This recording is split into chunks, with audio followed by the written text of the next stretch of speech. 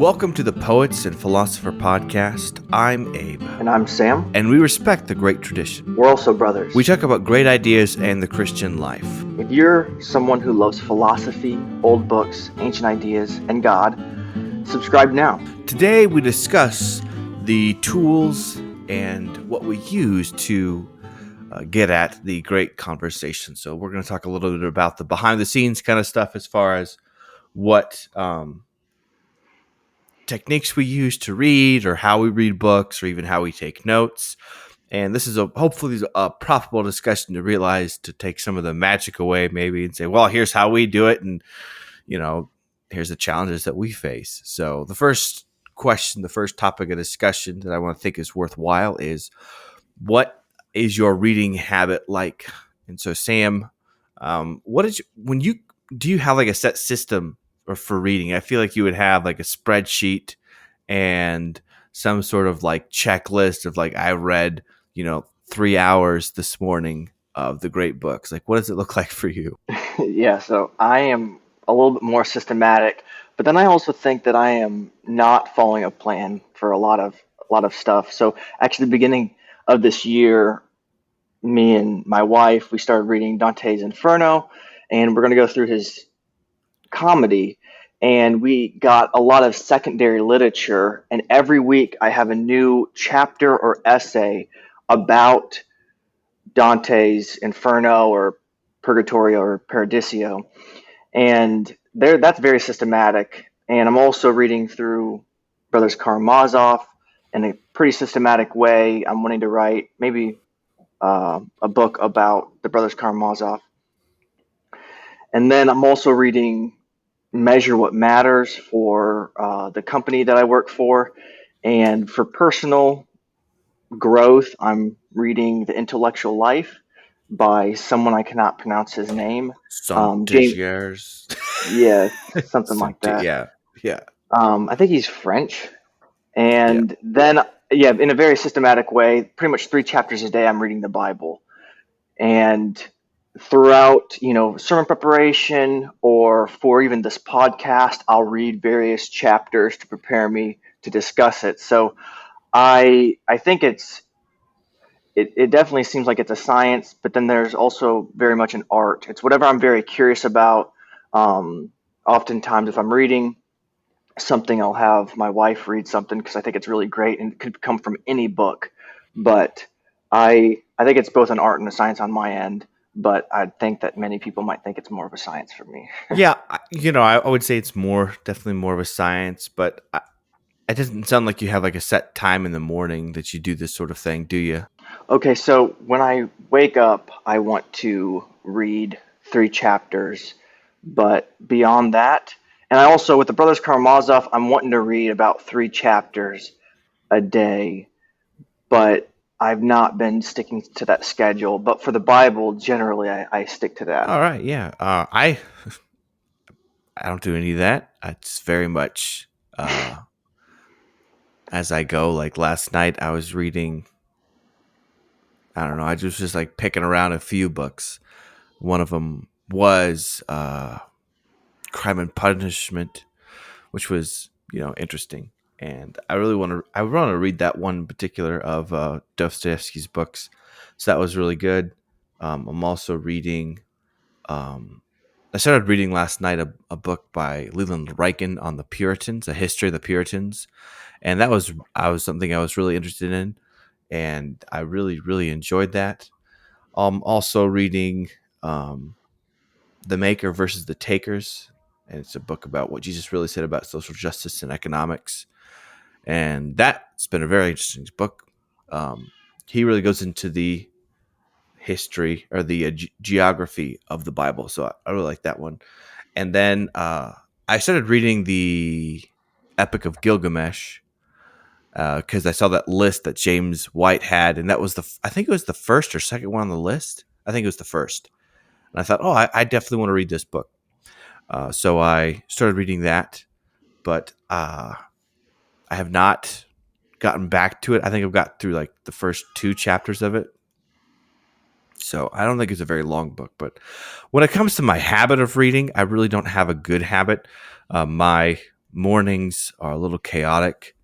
I normally take care of the boys in the morning and really throughout the day. So my reading is like, we'll get to it, but I typically read on my phone, or my I got this new 10-inch e-ink tablet, so it's like a Kindle but like blown up, and I'll do that.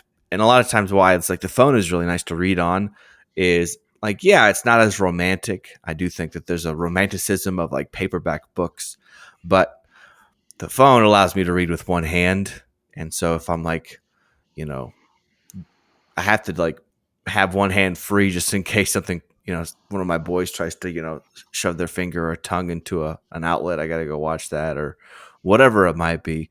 It's nice to have one hand free when I'm reading. How often is it that you finish a book that you read like cover to cover? Um, I don't know. Yeah. So probably about half the time, I would say, like half the books that I start, I'll read to the finish. Because sometimes it's like I just want to like check it out. Like I think we're both have Scribd, which is a online. It's like Netflix and for books, and so that's the one I was looking at for the Puritan book because I was just trying to find. I was like trying to save some books to read for later, and that was one of them. And I read it. I started reading this one by Leland Reichen, and I was like, oh man, this is really good because he cites a lot of sources, and I think he handles the subject very well. So I felt very confident in reading it, so I just kept reading it. I was like, "Oh, this is really good." So I need to go back though and finish and pick up Gilgamesh later. But um, I would say half. But if I'm just sampling stuff, I will Yeah. just like get it on Scribd because it's nice to just go, okay, I like this book, or I don't like this book because like right now it's really tough to go and to like a bookstore and like Hmm. sample some books. Although I don't really do that much. I normally just get like the Kindle sample anyways and check it out to see if I like it. But I don't like having a billion Kindle samples on my Kindle because then I have to go back and delete them all. And it's not very fun. Hmm. So Scribd is the way to go. But what about you when it comes to like digital or paper? What side of the this ancient quarrel are you on? Yeah. When I was in Romania, obviously, I didn't want to bring a lot of books. So I was all Logos, and I was like, you have to, Now what's as what's much as, Logos? okay, Logos is the Bible software where I think I have about 3,000 books, and a lot of them are commentaries, but, there's some books on there, and I like, yeah, it's, I guess, romantic. I haven't thought about reading a book and the book form being romantic, but I I do like having a physical book in my hand. The smell of it, it feels better, but it's inconvenient. And if I'm going to be productive, and if I was in Romania, then I was going to have to learn to use digital books, and it worked really well. Right now, and it's kind of because I have an obsession with buying books. I have a lot of books, and I normally read one or two or three chapters. Normally, I guess a lot of the books I have are a compilation of essays, and I think that those are more conducive to just reading a chapter or so on a certain topic. Like right now, I have two books by Dorothy Sayers on Dante's comedy, and I read whatever, if I'm reading. So right now, I just got into the city of Dis in Dante's Inferno, and she has a chapter on the city of Dis, Hmm. and that's what I've been reading. So I've been reading a lot of physical books simply because I have a lot of physical books, and I have the freedom and luxury to have them and read them. So I think that there's a lot of utility to digital books. One, because of the search feature, also because of it's pretty easy to write notes or highlight. And if you ever do go somewhere, like if I go over to my in-laws' house they don't have the internet, and I also don't want to bring a bag of books, I can just bring some downloaded books from Scribd or elsewhere. Yeah, I my Amazon cart has my Amazon book wish list is very big. I've stopped trying to stop buying books because I got a bunch of books that I could read right now, and so like I just put them on my wish list and be like, oh yeah, I bought them, or oh they're saved somewhere, or Scribd. I'll just like save a bunch of books into my giant collection. Be like, oh, here we go. So yeah, I get the whole book thing. I did that a lot, but I tried to stop doing that because I know that um, I have a lot of books already that I could be reading, and it's try to simplify it so that way I'm reading the right books. But yeah, I go back and forth. Like I love the idea of paper, and like it's funny. Like if I get something in paperback, like I feel like I can read it faster. Um, there's something to that, or just it just feels easier to read. But I can't always do that, and I want to be able to read with like at least amount of friction as possible. Like if you like you're saying you're out and about and you don't have your book with you, like you're not going to read it. But if you have it like on your phone or something like that, then you're much more likely to read it. So the more friction you can have, I think, is a very the least amount of friction, I should say, is a good thing to do whenever you're reading.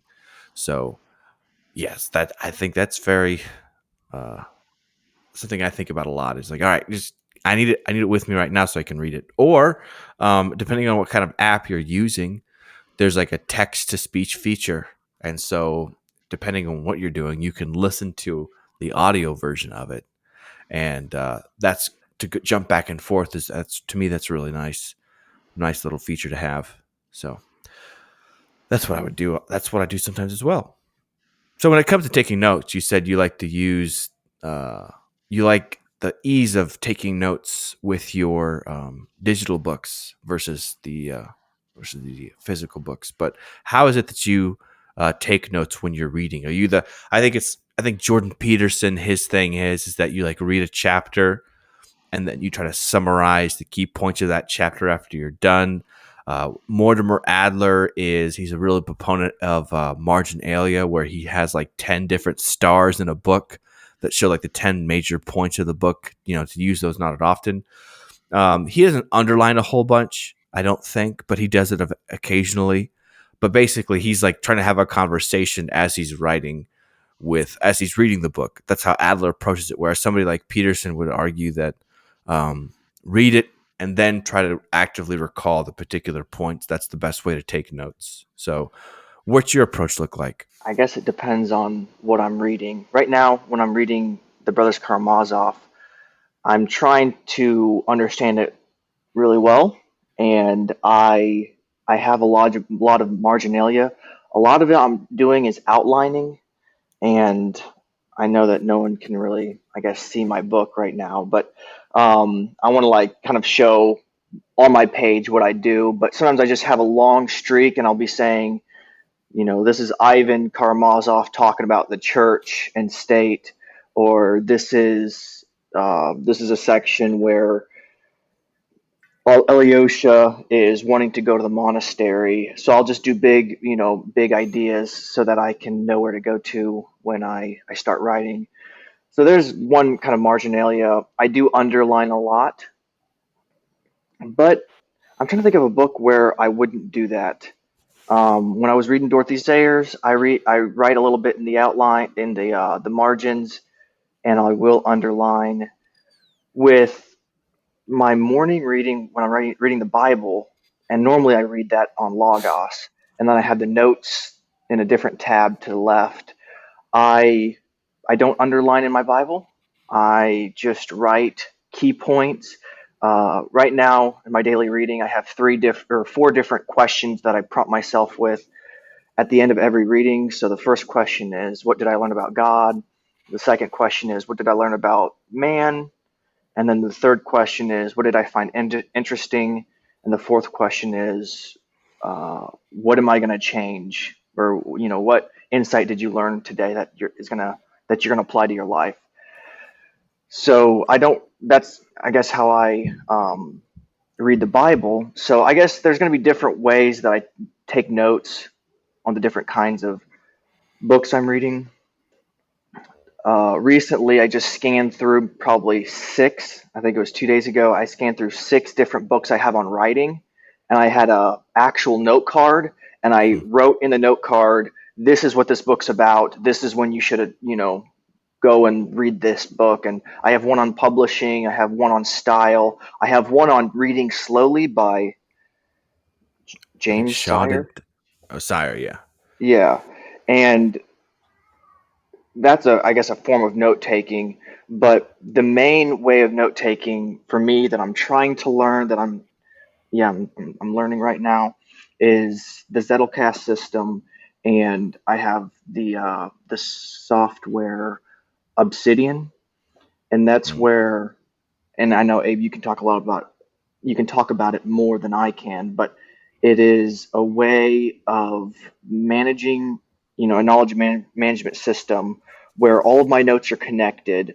Every note has one idea, and it has the I guess a footnote. It has the source where it was, the page 10 from this book by this publisher on this date, etc. So I've been trying to do the Zedical cast system, and we can talk about that more. But Abe, when you read, do you have a lot of different ways of taking notes, or do you have one system no matter what book you're reading? How's your habit of note taking? Yeah, I think with scripture, I'll just start with there. It's very different than the other books because I'm more slowed down when I'm reading, and the Bible really repeats different words in certain settings, and so I really pay attention to that. And so I will write inside my Bible when I'm doing that. Like I'll circle the words that are repeated throughout the book that I'm reading, or underline them, or however I do it. But when I'm reading the Bible, yeah, it's very much scribbling up and messing up the text, not because I'm actually messing up the text, but that's just how I'll do that. And then I'll just put it in my digital Bible and I'll write that way. That's how I'll take notes with the Bible. And then with everything else, most of the time it's a combination of highlighting as I'm going and asking different questions. But then a lot of times what I'll do is I'll highlight the last like period of the chapter in my digital Bible, and I'll type up the like a review of the whole thing inside that note. So it's like a good spot to place the just kind of like active recall, just what I've read, because that's really helpful when you're reading, is to have some form of active recall. Because then as you're writing, you're like, oh, there's that one point that I forgot, but I remember it was really good. Let's go look back it up real quick and then put it in this little note that I have at the end, and How that helps large me. how large are those summaries? Like one sentence, two sentence, No, there are paragraph? a Okay. couple of sentences, and as I'm highlighting too, I try to like highlight the structure. So my book note, my notes tab will like actually have some of the structure of the book that I can like refer back to as I'm writing up this note, because then that'll go into my literature notes on the book at the end. That'll turn into those different that'll cast in notes at the end there. But that's typically what I'll do, is take notes that way with digital books, that I'll highlight for structure, and maybe if I have questions I'll highlight those, or if it's a really good point I'll highlight that, but then I'll just have like a note at the end that'll summarize and add all those points in there at the very end. But I think we should talk a little bit about the Zettelkasten system, because it's like how both of us are trying to organize our notes. The Zettelkasten system is a little bit of it, and it's an intense system. It's getting a lot of traction these days on the um, I don't know where, the YouTuber, like productivity YouTube world, I would say, if you're into that sort of thing. I get on there sometimes because I find really cool ideas. But the idea is, so there's this guy, his name was Nicholas Luhmann back in the 1960s. I'm not going to explain this, but it's probably going to be really hard to understand. It takes a few times to hear the explanation to understand it. So he had this thing called a Zettelkasten, which that's the German for slip box. So it's like a shoebox thing that he had full of notes and little note cards. And so the idea is that each of your note cards, the goal is to relate them to other notes, and you do that through where they're placed, or you do that through the tags you use to describe this particular note, and you do that through they're called hub notes or hub notes. So each note really just has one idea, and so he was using just like a basically 4x6 piece of paper to write his notes on, and he had about 90,000 of these notes, and he published like 70 books and like 600 articles as an academic. And I think he had 5 kids, and I'm pretty sure he was a single dad. So like he was clearly like this profound thing, and it was like he was so good at writing and such that he was actually in law, but then he was writing on sociology, and he gave one of somebody just a paper he was just messing around with, I think. And he was like, "Wow, you should become an academic, and here's this position at this prestigious school, and this can be you can work this in as your dissertation." And so it was just like something he was doing on the side that turned into his academic career. So this system is being studied because it was just really unique, and it was like it's almost like a wiki, like a Wikipedia or like a wiki page, like a proto wiki page, because it was linked together. And so you try to take notes that do that. And there's a bunch of videos or podcasts you can listen to about this system. But basically, it's you've got literature notes, which are notes that as you're reading, you take notes. And that's what we're talking about now. And then you have what's known as your permanent notes. And those are your small notes that are just one idea per note. And then they connect to different ideas. So like, for instance, when I'm studying the book of Job, I taught a class on it a little while ago. I had a note on the principle of retribution inside the book of Job. And it had all the links to where this was talked about. And it had an idea of how the principle of retribution functioned in the book of Job. And I had some links to it. And then I had a tag that said the principle of retribution. Then I just talked about it, the principle of retribution generally. And there's another link there. I had another link to talking about inside that note to say, here's where you could go next. The triangle of tension in the book of Job. And so as you're taking notes, you're wanting to make sure that I need to link this note somewhere. And the idea is that you have all these links to different notes that you can just ask questions and check through your notes. And then you can begin to see links there that you didn't realize that were there. And that's where like the good ideas come from, where you can take two different worlds of thinking or thought or whatever it might be.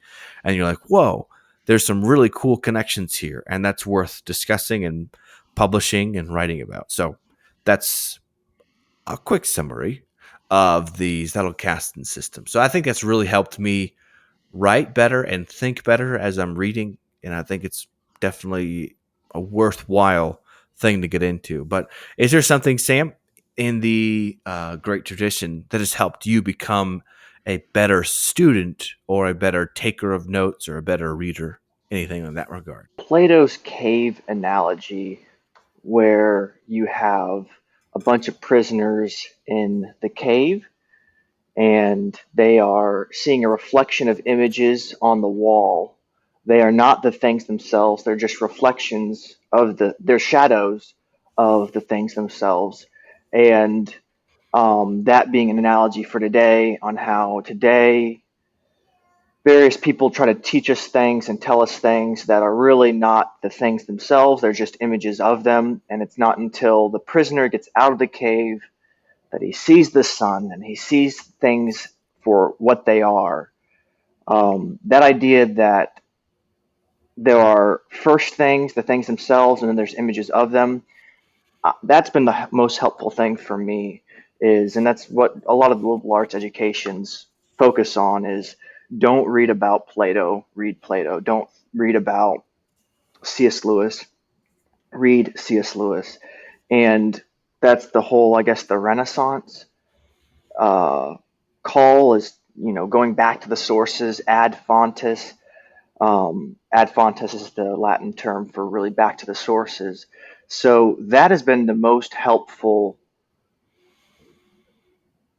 idea Yeah. within the great tradition that has helped me be a student is when I have my footnotes, I need to engage with scholars because I'm an academic, but the best footnotes are going to be the footnotes to the people themselves, the part of Plato's Republic or the part of the Brothers Karamazov. And I'm not really just discussing just scholarship. Obviously, I'm going to say, hey, here's a very helpful book on this discussion. It's a contemporary criticism of, you know, justice or etc. But looking at the things themselves, I think that's the most helpful thing. And especially when you approach the Bible, you know, I'm sure, Abe, you're in Bible class sometimes, and some people have a study Bible and they say, hey, actually, this is what my study Bible notes said. And you could completely disagree with it. And you're like, well, yeah, that's not the text itself. That's completely different than the text. And here's why I actually think that that is a faulty interpretation. I mean, a lot of people understand that footnotes or different study guide explanations are not scripture itself, but looking at the things themselves, getting other people to study the Bible and not simply study guides or lesson books, that has been, I guess, the most helpful thing for me being a student. Yeah, I like that idea about getting back to the sources, and I think this is exactly why we do our liberal arts education is to go back to these original sources and read them for what they are, because most of the time they're not as hard to read as you think they were. Now, last night also I was reading some of Richard Baxter. I think it's called The Reformed Pastor. He was a Puritan, so I was reading some of his stuff, and no, that was really hard to read.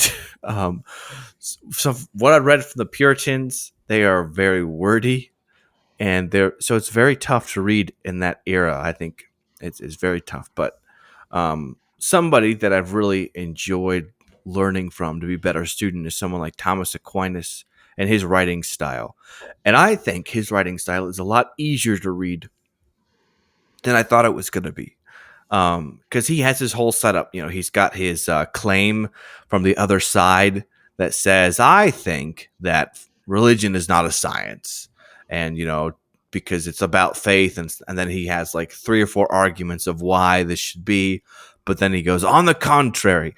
And then he answers each of those objections in his own way and gives a full explanation of why religion or, theology is a science, I think is the one of the things that he's arguing about. So I think that's very helpful to frame your questions and to know the other side. And that's part of what a liberal education is that you're not being given propaganda that just says, here is what we believe and here's how to believe it, and like that's it. I think it's also helpful to know, here's what the other people who don't believe these things believe, and here are their reasons for it. Recently I've been teaching a class at my church on apologetics, and so looking at different design arguments for God, and soon we're getting into the reliability of the New Testament. But I was looking at some of the arguments for God, and most of the time on YouTube, there's more debunked articles for on the arguments for God than there is the actual people presenting the arguments, because there's more atheists, I think, on YouTube that are like publishing.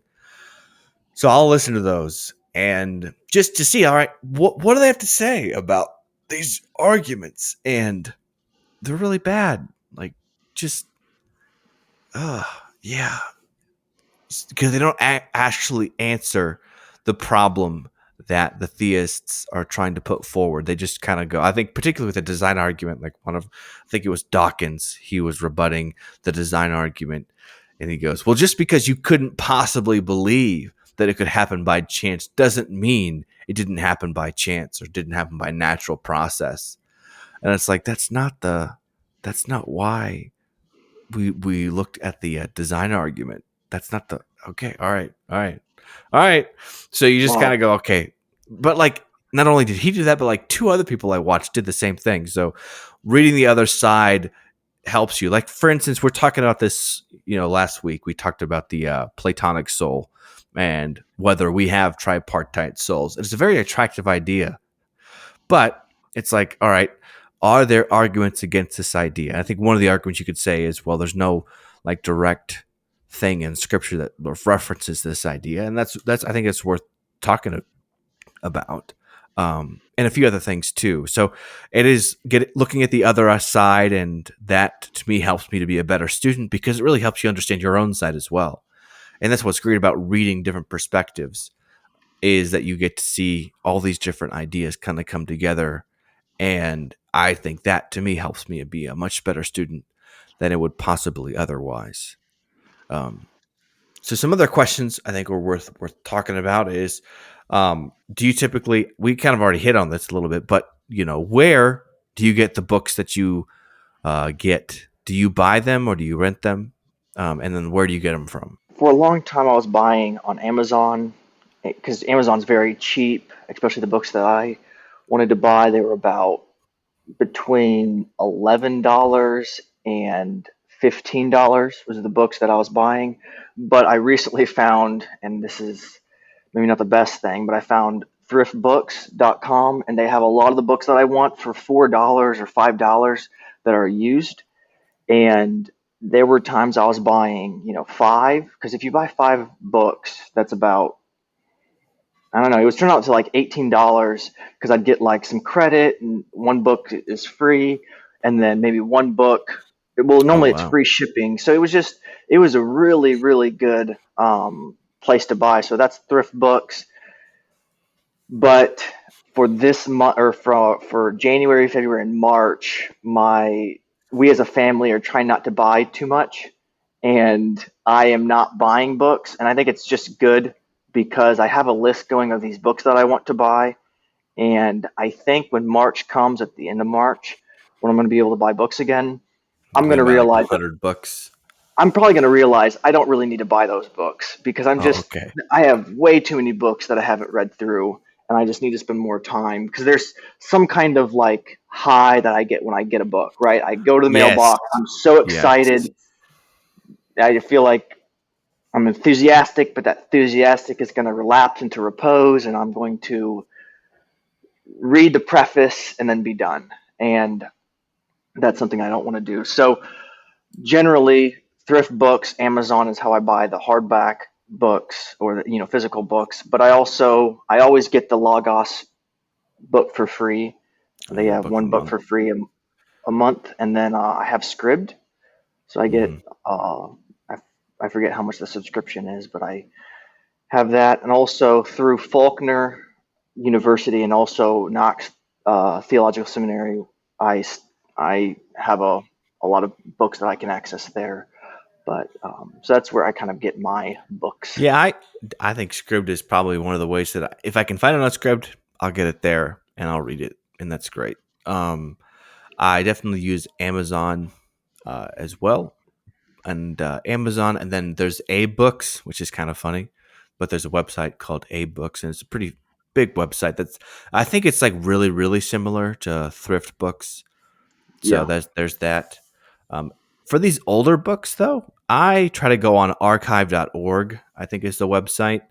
And archive.org is a bunch of, it is this massive website that it's basically trying to archive the internet or archive a bunch of old books. And they have just old school PDFs of different books that are out of print. And so there's a way to get those that way. And the file size, though, is a lot bigger than it would be otherwise. Like, sometimes it's like 50 megabytes for a book versus if it was like a digital book for like a Kindle or an EPUB, it would be like 4 or 5 megabytes. So you got to watch out for that. And then for a lot of other kind of like uh, devotional type of readings or the Puritans that I was talking about, there's this website called Monergism, and they have a bunch of PDFs of like Spurgeon, John Owens, or all the different Puritans, and then some books on history or theology. There's a bunch of places on there that are some free to download because they're public domain books because they're out of copyright. So those are the places that I go to get different books. I would love the idea to go to a little bookstore around town that would have all these books. But I've tried to go look at different used bookstores, and like half of the shelves are like full of romance novels, and like the other half are like a bunch of bestsellers, and there's a few like weird books. And so every time I go to different places to like get used books, um, there's no like theology or classic books there. So it's like, I wish I could, but there's like none of it here. So I really can't do that. I But guess here in Mississippi, we have, I've gone to Goodwill. I don't know if we have another thrift store, but they had some good books on theology, and I'm also interested in self-help books and business books. And I got a From Good to Great by Jim Collins is a pretty well-known business book. Anyway, so there's sometimes I can get a book at a thrift store. Another website I was going to say is Newadventorg. They have a lot of like patristic. It's a Catholic Oh, site, but they have a lot of good patristic works that they've, I guess, digitized. nice. I have like, I'm pretty sure on Amazon there's like the anti-Nicene Fathers. You pay like $1 and you get like every single writer from the anti-Nicene Fathers because they're all in the Wow. public domain, and somebody just slapped them together in a single book and was like, "Hey, I can put this on Amazon." I was like, "Oh, thanks." So I've got that one, but I might check that out because it's a little easier to read like several different books versus them all have like one mega file. So Yeah. that might be worth looking at. That's cool. New Advent. All right. So here's a big question. Um, it's kind of a funny question too, but should you go to school to learn this stuff? I think it's a question worthwhile to think about. And I think we both have like maybe similar or different answers here. I don't know. What do you mean by this stuff? That's I guess a counter So the question. classics and all this kind of the great tradition. Should you go to school to learn the great tradition? This is a question like everything we talk about on the podcast. I am still learning, and I'm still trying to formulate a well-reasoned position. I think there's a lot of criticism that no longer people need to go to because of higher education is becoming so liberal that it's no Well, longer yeah, needed. I don't think the word is liberal though, but yes, I agree. I meant because the whole higher education is going, can I say at least left? Yeah, The radical left? Okay. yes, I would say Um, radical left, identitarianism, and like critical and Marxist. You could probably say all of those to talk about it. Marxist, yeah. But Can I say progressive? yeah, progressive. Um, But yeah, liberal is well, more like open minded and tolerant. Is like the virtue of a liberal mind, and that's a good. that's definitely not what's happening on campuses. So I do think there's a point to be made that you don't need to go to school for this stuff. I think about Matt Damon's character in Good Will Hunting. He says you wasted $150,000 on education you could have got for $1.50 in late fees at a public library. Just all these different arguments by saying, hey, you could get educated a lot, with less expenses. You wouldn't have to move somewhere. You could just do it from your home. You wouldn't have to pay a teacher. You could just read. I get all that. I I would say there's probably three good reasons why a formal education is fitting. First, it's a 2,000-year-old establishment, and just being a conservative, I put a lot of uh, Edmund Burke talks about venerating the past. I venerate the past. I think there's a lot of wisdom that I perhaps cannot foresee why, but I don't reject it just because I don't know why. Um, so I think that because it's 2,000 years old, the establishment of higher education or just education, I would think that it's valuable. Also, I learn by imitation and imitating guides. So I think you get that from higher education. Secondly, I need to discuss ideas with people who are mature in thought, and I'm not around anyone currently who's able to do that. Me and you can do it together, and I have maybe one other friend that I can do it with.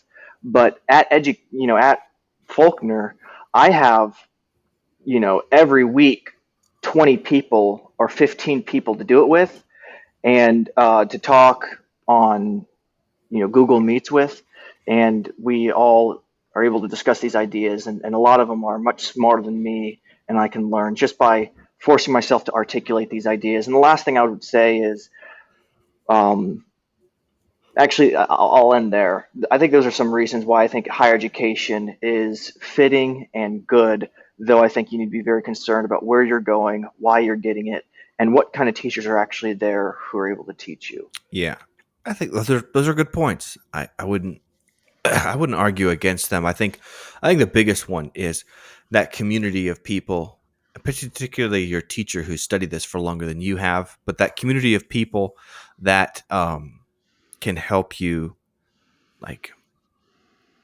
just have a better idea or challenge your ideas. That's definitely worth it. I know like the um, medieval education was really focused on challenging your ideas. Like they would have like what's called like a disputato, and there was like two students who would argue for a couple of days on a different proposition, and then like the teacher would come in and answer it. But that was like a lot of how uh a lot of how you learned back then was you just have like an idea and you would like fight about it and debate about it, and like that's how you learn. I think it's a great way of learning. You can't really get that. Like you could probably find some sort of Reddit community or other sort of people that you could discuss these ideas, but I think in person is probably definitely the best, but can't always have that. So should you go to school? The question is, I think that if you're young, I think if you have the means to go to school and there's a good place to go to school, I think that's definitely worth going. But what happens now, at least, is a lot of higher education when they're reading um, Shakespeare or Plato or whatever, they're going to focus on things that you're like, why are we talking about this? Why don't we talk about his ideas? But rather they try to like peel back and who was the real Plato, and try to put several different labels on him that he was, I don't know, misogynist or whatever it might be, and try to really discount him so that way you don't have to read him or to really discuss his ideas and that sort of thing. But that is a very unfair approach to these people, because many times their ideas are good despite their humanity. If we read just about any character of the ancient world, they did terrible things, and they were probably not great people in and of themselves. But for some reason, their ideas are worth talking about because they could articulate them for their time, and it's worth learning their ideas for the sake of learning about their time. And they might have been, countercultural as far as their time goes, and so that's also worth discussing too. And their ideas, could be really, really good. So, but I think there is something to be said about this whole free thing or $1.50 in late fees. I think that there's a lot of books you can read online. I think archive.org was a place that's really good, but even there's a lot of public library apps now that you can rent stuff.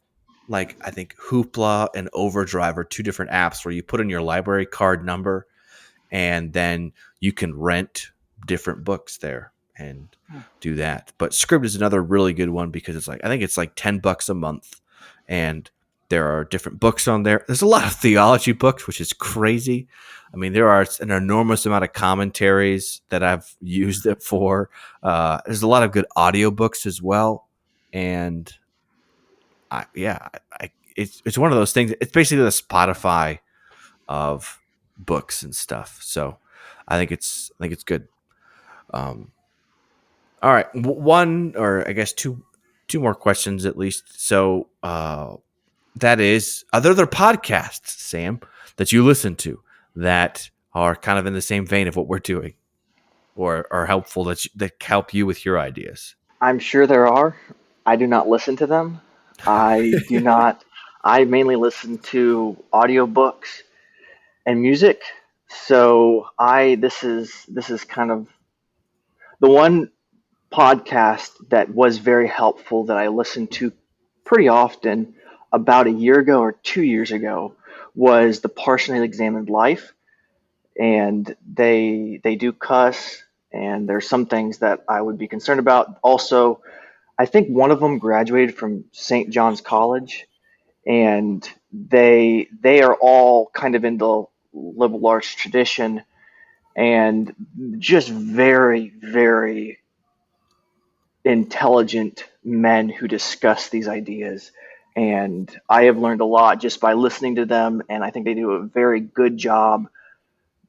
So I would recommend the Partially Examined Life. Beyond that, there's not really another podcast that is in this genre.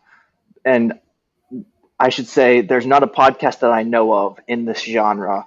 And because I don't listen to a lot of podcasts, there's probably many, but I don't really listen to podcasts. I listen to several podcasts, but yeah, I've had a hard time finding out which finding these podcasts in this vein. So like I've looked up, classical Christian podcast or a great tradition podcast. Um, there's a few things that they hit on. So like there's one, it's called the Young Heretics. It's this guy named Spencer Clavin, and he I think has a doctorate from Oxford, or I think it's Oxford, and he is the editor, I think, for the Claremont Review of Books. And so he does discuss these old ideas. He's things on like Greek honor and similar ideas. But basically, he's just I think his whole thing is, I want to discuss these ideas and not be like so focused on the modern ideas that we like bring on to them. So like he's really against chronological snobbery and just wants to discuss them for as they are. And I think he does a really good job with it. So the Young Heretics podcast. I've not listened to Partially Examined Life, although it's been in my podcast feed for a while. I think I've listened to a little bit of one episode. I didn't get as much out of it as you did, but I think maybe I'll try it again. What's funny is that the Art of Manliness, I've been a follower of his stuff for a while, but he will have on different professors and talk about some of these ideas. About, I think he had one about Greek and Roman virtue and honor, and it was just some classics professor who talked about these ideas, but not so nitty gritty about we're going to talk about this book or that book from the ancient world, but rather just this or that concept. So there's a trade off there. But I've listened to a few of them that were really good from that particular podcast. So I think that was really good. But as far as that goes, I have not read a bunch, and I'd love to know some more, because I think it's always good to know more. Maybe even have a few of them on the podcast to talk about these ideas. That's always a fun thing to do. But I don't really know much anything else. So, all right, we're going to end on with this last question about what tool or idea has helped you most in reading these books. What's been like the most helpful thing? The idea that has helped me the most is just knowing that I don't even know where this idea has come from. Maybe you can help me think about it. I'm sure it's some like C.S. Lewis or something, but the greatest teachers are dead. And one, we believe that because of, Jesus is dead. We have his What? books. Okay, we have his. What are you, a heretic? Yeah, now I'm a heretic. He is. I would say we have his word living in the Bible. Yes, he is alive. He is Emmanuel, God with us, and he is alive in heaven. But I believe we have his word, and he is a teacher to us by virtue of the disciples telling us of his teaching. But beyond them, with Paul or with Peter and all the other writers of Scripture, and beyond that, many of the greatest teachers are no longer living, which that's an idea that helps me read, because I know if I want to have these ideas, I have to go to them. I have to go to what they've written and they've immortalized. Is that the word? Is that a word? They have immortalized their ideas in the writings of parchment. There was an essay written by James Shaw, and he talks about even the great teachers that are alive today, likely they're never going to be known about, because many of these people who wrote these books died very poor and unknown. there are a few exceptions, but it's going to be hard for us today. If there's some great teacher, um, we can go back to Plato's Republic and talk about how, the city most needs the philosopher, but the philosopher will never be a king because he's most concerned about ideas rather than money and the things the city is worried about. So I think that time is really what is needed for ideas, good ideas to surface. And if time is needed, you're going to need more than 100 years, which means the person's going to be dead. So just know the main idea that has helped me read is knowing there are going to be great ideas in these older books, and I have to really discipline myself to extrapolate those ideas, I guess. Yeah, I think it's a really good idea is to know that because more people have died than there are living right now, that to go to get actual wisdom, you have to go to that pool, and time does, increase or sifts out things that are worthwhile, not worthwhile. I'm actually Which, not sure if that's true, though. I think there might be more people alive currently than there have ever than died. oh well, Maybe I'm not, though. I forget what I I'm read pretty recently. sure that that's the opposite, but maybe you could look that up. I'll I look don't it up. know. You keep on talking. Okay, all right. I think the biggest thing that's helped me in all this is like to not overthink it. I think what's his C.S. Lewis's book on or little essay on reading old books is really helpful to know that go back to the original source and just to read it. Don't overthink it that you have to like have all this set up before you read a certain book, but to just jump into it. And don't be afraid that you're going to make a bunch of mistakes in the beginning. It's like with this podcast, we're learning as we go how to do a podcast and how to edit it and to put it online or and market for it or whatever it might be.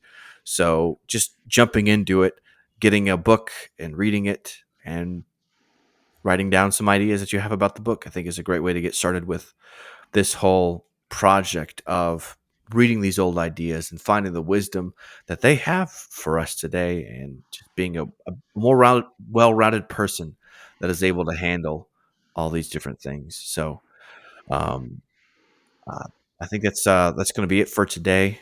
If you, Okay, I'm just gonna jump in. oh I yeah, think that was fiction. I just read this article on Scientific American, and that's just a fictional idea. Unless there was a doubling of our population where we would, I think, become 13 billion. Anyways, I think that's a fiction. So free okay, to all forget right, what we'll strike that from the record, but. Uh, I So if you've been listening to this far, we would appreciate if you gave us a review on iTunes. That really helps our podcast get out to more people. Or if you want to share this on social media, somehow, through our Facebook page or just sharing it through however your podcast says can share these sorts of things. But we would really, really appreciate that. We're trying to get more people. Soon we're start going to have different guests on here to discuss these ideas, and uh, I think it's going to be really good because we're going to learn as well right along with you. So we really appreciate you guys listening, and we will talk to you guys in the next one.